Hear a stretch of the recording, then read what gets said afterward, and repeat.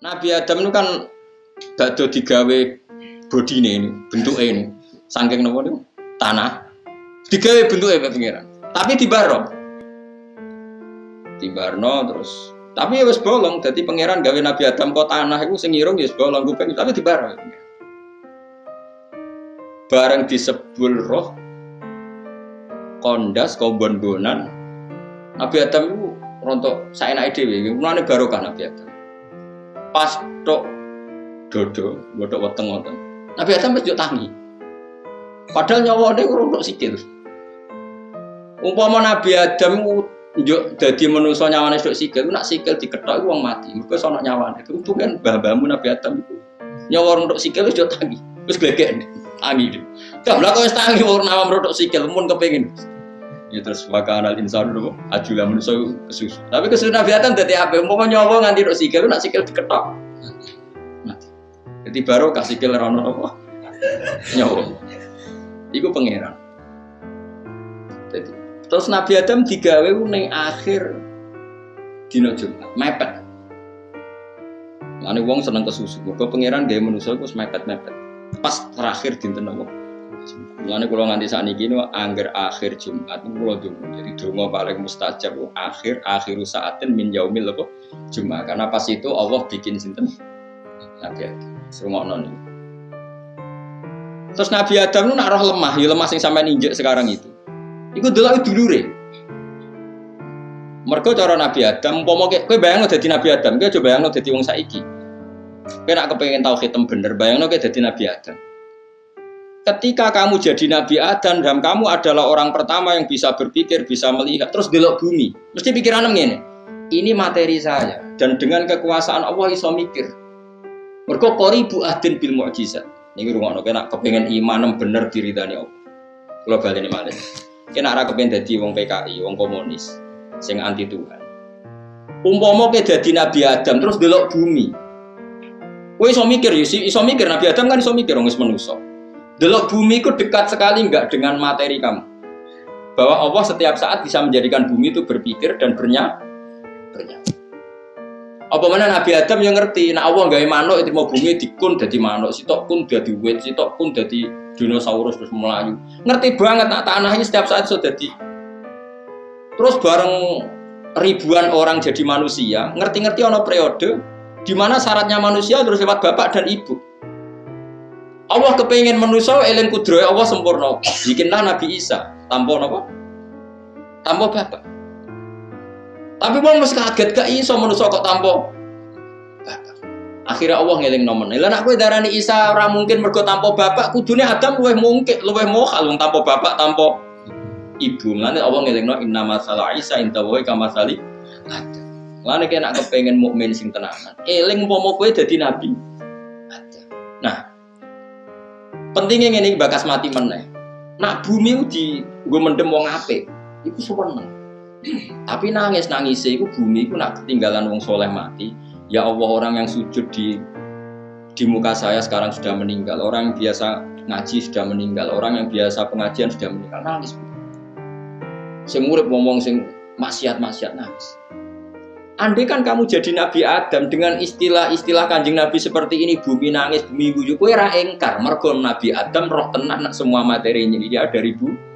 Ini disebut fama bakat alaihimus sama wal ardu. Kematiane wong elek, kematian sing gak ditangisi langit bumi.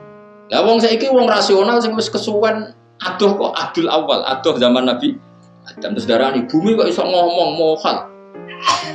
Padahal syaratnya iman dengan Nabi Muhammad diantaranya adalah amana alaihi dhabbu wa salamat alil ahjar wa khotobatul ahjar. Kanjeng Nabi itu diimani oleh wit, oleh batu, oleh hewan dob, wa dhabbu wal ghazalah yasyadani la kabir risalah. Jadi kenapa bagi wong sing imane tenanan pemene Kanjeng Nabi iku nganggep wit iso ngomong ya normal, watu iso ngomong normal. Lho kowe kok iso darani nak kowe dhewe sing iso mikir alasan apa?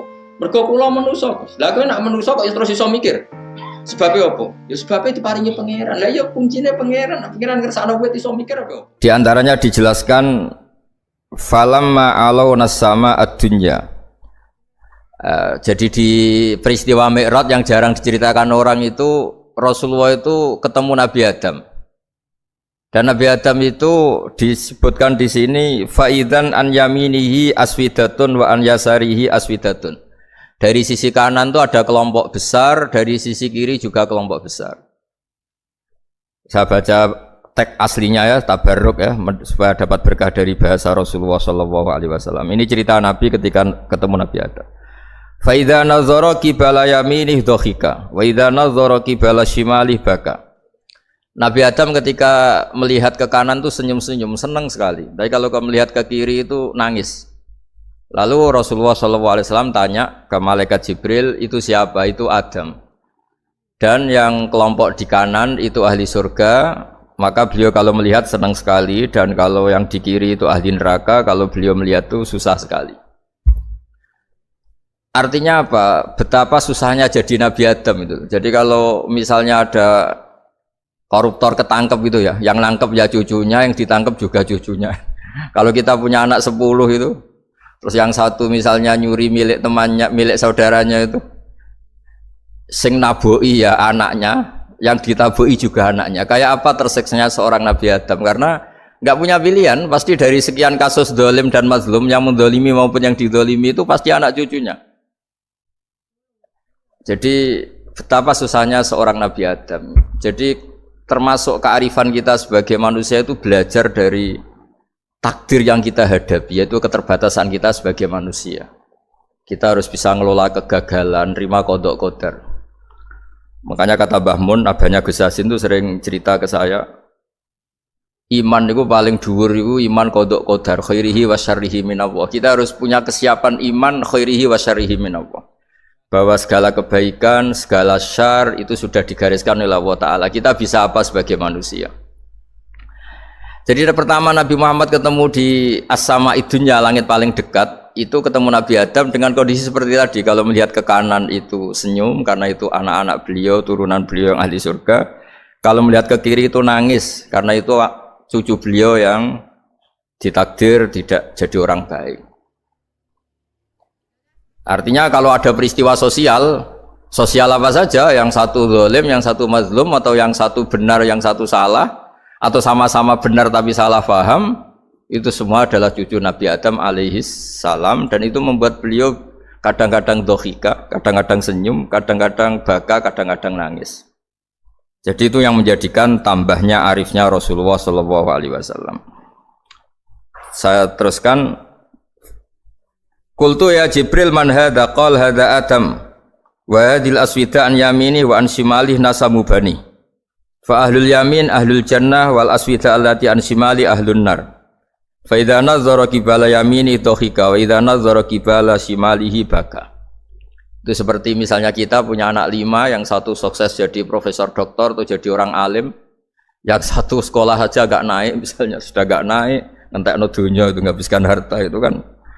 Tapi barokahnya itu mungkin kita mau jadi sombong tidak jadi itu, karena punya anak yang nggak sukses. Mungkin barokahnya punya anak nggak sukses itu meredam keangkuhan kita, terus kita menjadi orang yang sopan dengan tetangga, dengan orang lain karena dipaksa punya hal-hal yang seperti itu. Jadi semua yang ditakdir Allah kalau kita ridho itu pasti baik. Karena ya kata yang ngarang kitab hikam itu, orang tawadhu itu kalau dinasihati pakai teks saja tidak cukup. Kalau punya utang tuh tawaduk sendiri gitu, guyonannya orang-orang kiai gitu. Ada orang sombong, supaya ada sombong kalau dia ketemu orang yang ngutangin tuh pasti sopan sendiri.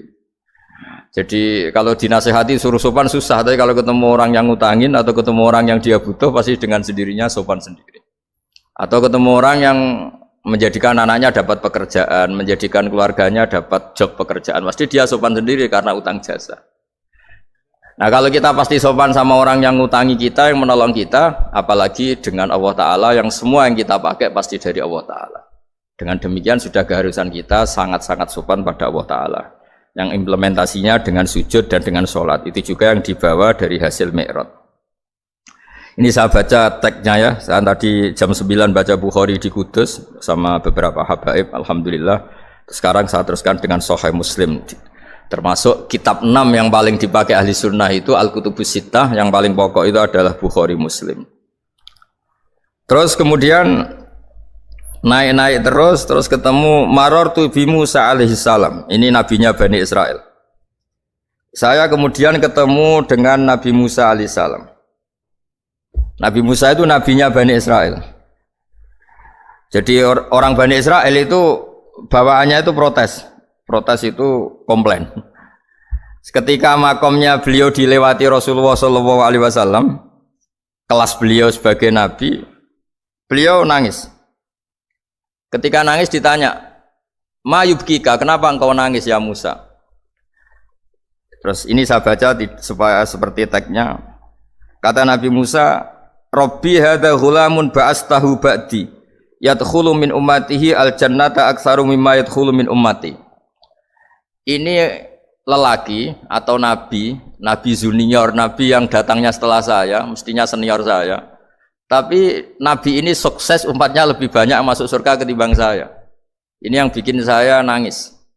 Jadi pikirannya Nabi Musa kalau beliau senior, beliau lebih dulu ya umatnya lebih banyak masuk surga. Ternyata enggak, masih banyak umatnya Rasulullah SAW.